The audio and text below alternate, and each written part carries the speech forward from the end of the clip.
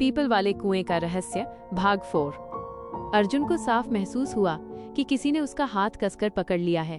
वो हाथ इंसान का नहीं लग रहा था, बर्फ की तरह ठंडा और बेहद ताकतवर।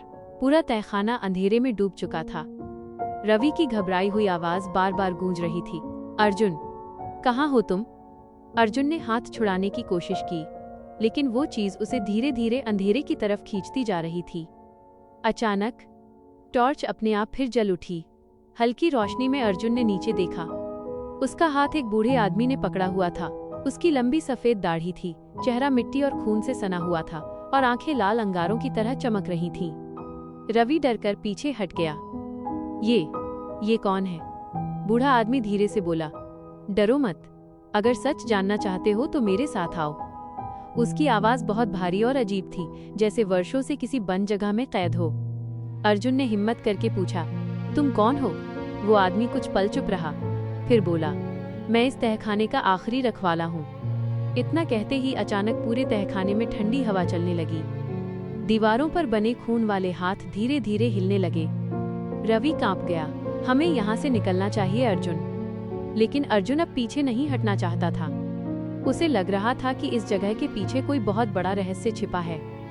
वो बूढ़ा आदमी उन्हें तहखाने के अंदर एक लंबे रास्ते की तरफ ले जाने लगा। जैसे जैसे वे आगे बढ़ रहे थे, दीवारों पर बने अजीब निशान और गहरे होते जा रहे थे। कुछ निशान बिल्कुल इंसानी चेहरों जैसे दिखाई दे रहे थे। अचानक अर्जुन को ऐसा लगा जैसे दीवार के अंदर कोई धीरे धीरे हिल रहा हो। उसने टॉर्च पास ले जाकर देखा और उसका खून जम गया। दीवार के अंदर किसी औरत का चेहरा दिखाई दे रहा था।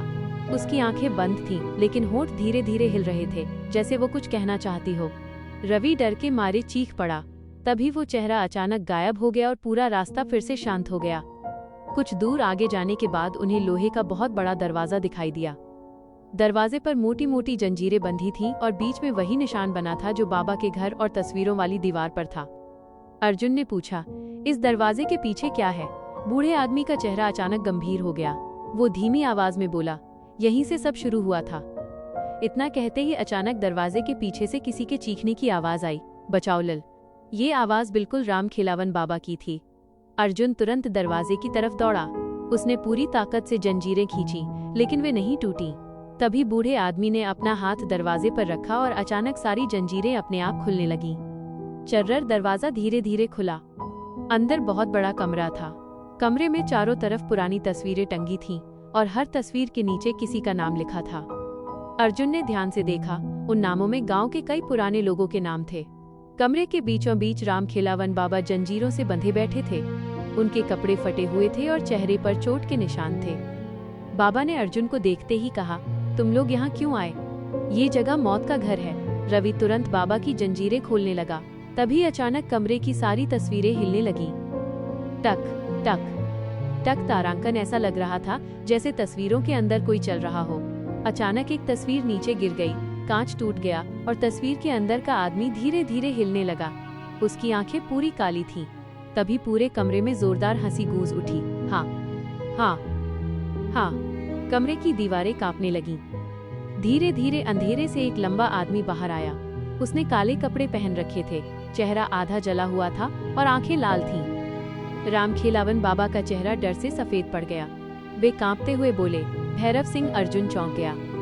भैरव सिंह यानी वही जमींदार जिसके बारे में गांव में कहानियां सुनाई जाती थीं।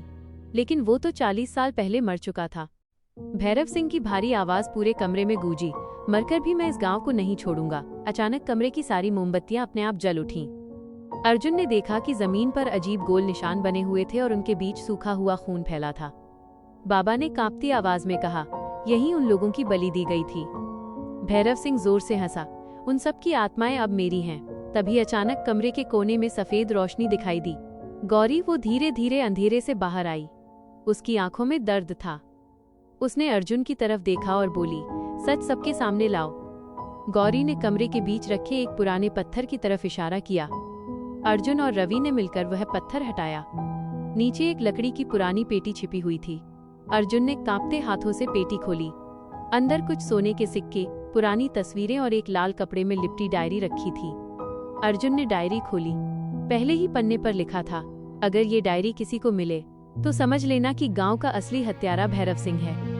इतना पढ़ते ही भैरव सिंह जोर से चीखा, नहीं लिल। पूरा तहखाना कांप उठा। अचानक तस्वीरों में कैद सारे लोग चीखने लगे। रवि चिल्लाया, अर्जुन, यहाँ से भागो। लेकिन तभी कमरे की सबसे बड़ी दीवार में दरार पड़ गई। धड़ाम, दीवार टूटकर गिर गई। उसके पीछे एक और विशाल गुप्त कमरा दिखाई दिया। उस कमरे में सैकड़ों दिए हवा में अपने आप जल रहे थे। बीच में एक बहुत बड़ा काला दरवाजा था, जिस पर खून से लिखा था, जो अंदर गया वो कभी वापस नहीं आया। अचानक वो काला दरवाजा धीरे धीरे अपने आप खुलने लगा। चर्रर, और अंदर से किसी औरत की बहुत दर्दनाक चीख सुनाई दी, अर्जुन, उसे मत खोलने देना।